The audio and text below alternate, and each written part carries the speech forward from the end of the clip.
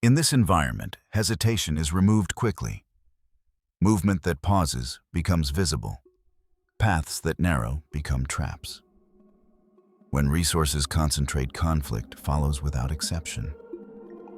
There is no negotiation built into the system, only outcomes. Water transforms the forest into a mechanism of pressure. Ground disappears. Corridors form where movement is forced rather than chosen. Every crossing becomes a calculation measured in exposure and loss. Those that enter these spaces do so under conditions that already favor failure. No sound marks the moment when advantage shifts. There is no warning when safety ends. The system operates continuously, compressing life into fewer options until error becomes unavoidable. Strength delays removal. Speed shortens it. Neither guarantees continuation. Here, survival is not earned. It is permitted temporarily by conditions that never stop tightening. The forest does not test individuals. It processes them. Those unable to move efficiently are eliminated. Those that remain function only until the system recalculates again. This is not a place where life persists through resilience. It persists through alignment with forces that punish deviation immediately and without memory. The flooded forest is structured to force contact. Water removes distance and replaces it with corridors that funnel movement through narrow margins. Elevated ground fragments into islands, linked only by crossings that cannot be avoided. These passages function as pressure point spaces where hesitation is punished and timing determines outcome. Channels between islands concentrate traffic. They are shallow enough to invite crossing, deep enough to deny footing. Movement here is exposed from entry to exit. Visibility is limited. Sound travels poorly. Any error committed within these corridors cannot be corrected before consequences arrive. The environment does not create opportunity. It creates inevitability. Edges become execution grounds.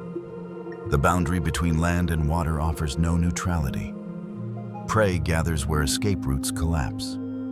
Predators patrol where approach angles are constrained. Each shoreline encounter compresses reaction time, favoring those adapted to ambush over those dependent on speed. Success is decided before contact, determined by who controls the approach and who is forced to react. Seasonal pressure intensifies this design. As water expands, remaining routes narrow further. Resources concentrate, increasing density and frequency of encounters. Scarcity does not introduce danger, it amplifies it. The system ensures that movement occurs where surveillance is highest and margins are lowest. These zones do not exist to challenge life. They exist to process it. Every crossing, every approach, every pause is filtered through terrain engineered by water and absence of escape. Conflict is not an event here. It is a function of space arranged to remove alternatives until collision becomes the only remaining path. Within this system, roles are defined by function rather than identity. Predators operate as instruments of efficiency shaped to exploit constraint and delay. Prey exists as a moving variable, attempting avoidance within spaces designed to remove it. Neither side occupies moral ground. Both are processed by the same pressure. Predators here are built to control transitions. Strength is applied briefly and precisely. Detection relies on vibration, shadow, and displacement rather than sight alone. Success depends on shortening encounters, ending contact before resistance can reorganize. Prolonged pursuit is unnecessary. The terrain already limits escape. Prey operates on anticipation. Movement is cautious, fragmented, and reactive. Routes are selected to minimize exposure, not distance. Vigilance is constant, but it degrades under repetition. Fatigue reduces reaction time. Congestion forces compromises. When choices collapse, avoidance becomes statistical rather than strategic. Mistakes are not dramatic. A step taken too early, a pause that extends half a second too long, a route chosen because alternatives no longer exist. The system converts these deviations into outcomes immediately. There is no correction window once pressure peaks. Balance shifts continuously as each side adapts. Predators refine timing and position. Prey alters routes and grouping. But adaptation narrows options rather than expanding them. With each adjustment, safe space decreases. Encounters become more frequent. Resolution accelerates. Here, survival is not a contest between individuals. It is a comparison of efficiency within constraint. The system favors whatever ends interaction fastest. Those that fail to align are removed without ceremony, and the process continues unchanged. Violence in this system does not erupt. It persists. Every day begins under the same conditions of pressure where movement is monitored and stillness is temporary. Predators patrol established routes not in search of opportunity, but to maintain presence. Their paths intersect the same corridors repeatedly because those corridors are unavoidable. Efficiency comes from familiarity. Prey exists in a state of continuous adjustment. Grouping changes without coordination. Distances between individuals expand and contract as space allows. Alertness is constant, but it is uneven. Attention shifts toward immediate threats, leaving other angles unguarded. This imbalance is expected. The system depends on it. There are no neutral hours. Light does not reduce risk. Darkness does not conceal movement.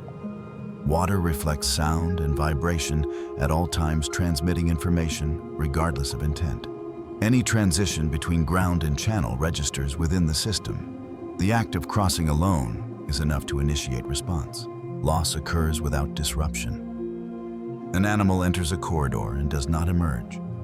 Another alters its route and survives briefly longer. These outcomes do not change behavior at the system level. They reinforce it. Each removal reduces congestion temporarily, allowing pressure to redistribute rather than release. Predators do not escalate because escalation is unnecessary. Their presence maintains equilibrium through attrition. Prey does not panic because panic wastes energy. Both operate within a narrow band of behavior shaped by repetition. Survival depends on remaining functional under constant threat, not on avoiding it. This is the baseline state. Not crisis, not transition, normality. A landscape where violence is not a reaction, but a condition, and every moment spent within it contributes to an outcome already in motion. As the season advances, the system tightens. Water spreads outward, but usable space contracts. What appears as expansion is in function compression. Food sources cluster where terrain allows brief stability. Paths that once offered multiple exits collapse into single lines of movement. Density increases, and with it the frequency of contact. Scarcity accelerates every process. Prey concentrates around remaining margins, not because they are safe, but because no alternatives remain. These gatherings shorten detection time and lengthen exposure. Movement between feeding and rest becomes predictable. Routes repeat until variation disappears. The system favors patterns, and patterns are exploited. Competition intensifies without negotiation. Individuals displace one another through proximity alone. Weaker units are forced into peripheral routes that carry higher risk. Energy loss compounds quickly. Missed feeding opportunities cannot be recovered later. The margin for delay vanishes as consumption becomes irregular and incomplete. Predators respond by reducing effort. With prey-concentrated patrols shorten, waiting replaces pursuit. The environment performs the work of containment, allowing efficiency to increase without additional expenditure. Encounters become asymmetrical. One side expends energy to move, the other conserves it to act. Resource collapse does not trigger chaos. It produces order. Movement slows. Options narrow. Outcomes become easier to anticipate. The system no longer relies on chance to generate conflict. It engineers it through absence of space of alternatives of time. By this stage, survival is no longer determined by skill alone. It is constrained by availability. When resources collapse, the system removes excess life through forced proximity. Those unable to secure access are displaced into zones of higher mortality. Removal is not dramatic. It is continuous, measured, and expected. Failures appear before resistance collapses. They begin as minor deviations. Routes taken a moment too late, entries made without full clearance, pauses that extend beyond tolerance. In a system already saturated with pressure, these deviations are enough. An animal misjudges a crossing. The channel is deeper than expected, the exit farther than assumed. Movement slows, sound carries, detection precedes response. The outcome resolves quickly without pursuit or struggle. The system removes the unit and absorbs the space it occupied. Elsewhere, separation occurs. Density forces individuals apart as competition increases. Isolation follows routes of least resistance, which are also routes of highest exposure. These paths are monitored implicitly by predators that do not need to search. Presence alone ensures interception when timing aligns. Early kills do not disrupt behavior, they refine it. Prey adjusts routes incrementally, avoiding recent losses only to compress into fewer remaining corridors. Each adjustment reduces variability. Each reduction increases predictability. The system improves through subtraction. Predators do not change tactics in response to success. They maintain position. The environment performs the selection.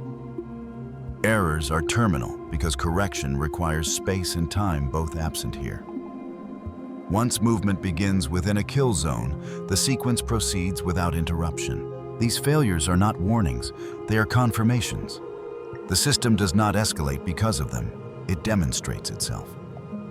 Life that cannot navigate the compressed pathways is removed immediately. What remains is not safe or only temporarily aligned. As removals accumulate, the system approaches a state where survival is less about avoidance and more about probability. With each removal, the system refines itself. Patterns emerge not through intention, but through repetition. Predators occupy the same corridors because those corridors continue to deliver outcomes. Waiting replaces movement. Energy expenditure decreases as efficiency increases. The system favors positions that require the least adjustment to produce the same result. Prey responds by altering routes, shifting timing, compressing movement into narrower windows. These adjustments do not restore safety. They reduce exposure temporarily at the cost of flexibility. Alternative paths disappear as use concentrates on what remains. Adaptation becomes convergence. Escapes still occur, but they are shorter and less frequent. When an individual avoids one pressure point, it is redirected toward another. The landscape offers no surplus space to absorb deviation. Each successful evasion tightens the system further, removing unpredictability rather than restoring it. Detection improves without active pursuit. Movement through water leaves consistent signatures. Vibrations repeat. Shadows pass along the same lines. The system learns passively, filtering motion until timing aligns. When it does, response is immediate and final. Adaptation reaches a limit where change no longer produces advantage. Prey runs out of routes. Predators run out of need to move. The balance shifts toward resolution, not through escalation, but through optimization. The environment favors outcomes that conclude interactions, quickly freeing space for the next sequence. At this stage, survival is no longer responsive. It is conditional. Those that persist do so because their movement coincides with brief gaps in pressure. Those that fail are removed without delay. The system does not distinguish between effort and error. It records only result. Pattern learning does not lead to equilibrium. It accelerates throughput. As adaptation converges, encounters become shorter outcomes, more consistent, and removal more efficient. What remains is a landscape tuned for completion, where survival depends on statistical alignment rather than strategy. At saturation, the system offers no safe intervals. All remaining routes overlap with zones of detection. Movement, regardless of direction or timing, enters monitored space. What once functioned as avoidance now only delays contact by moments measured in seconds. Every transition is exposed. Shorelines no longer provide concealment. Channels no longer allow passage without registration. Density has reached a point where absence itself becomes visible.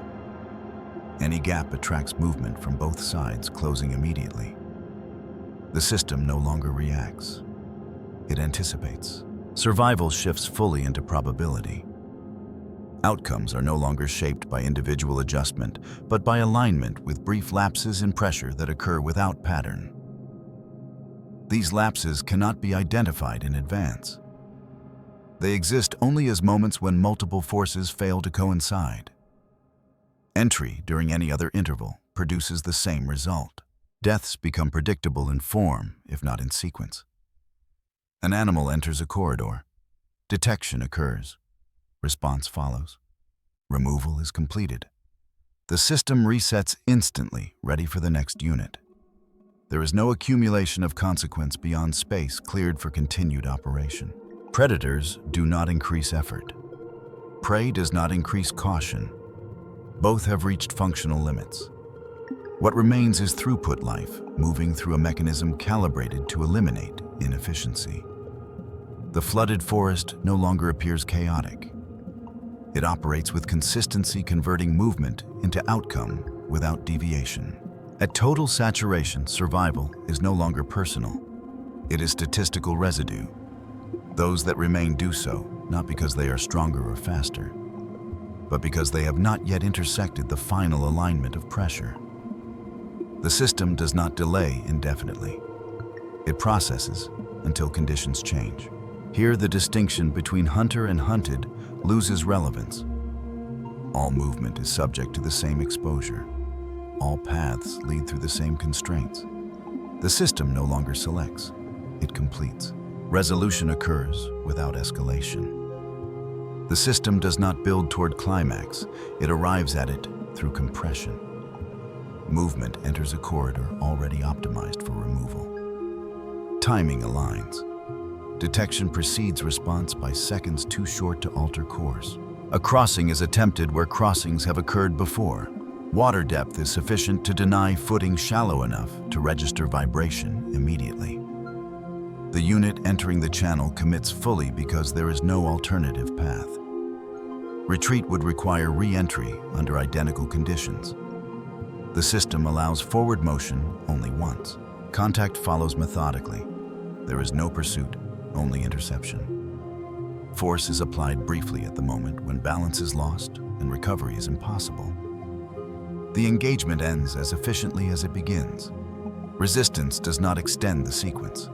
It shortens it by increasing exposure. The outcome is functional. One body ceases movement. Space is cleared.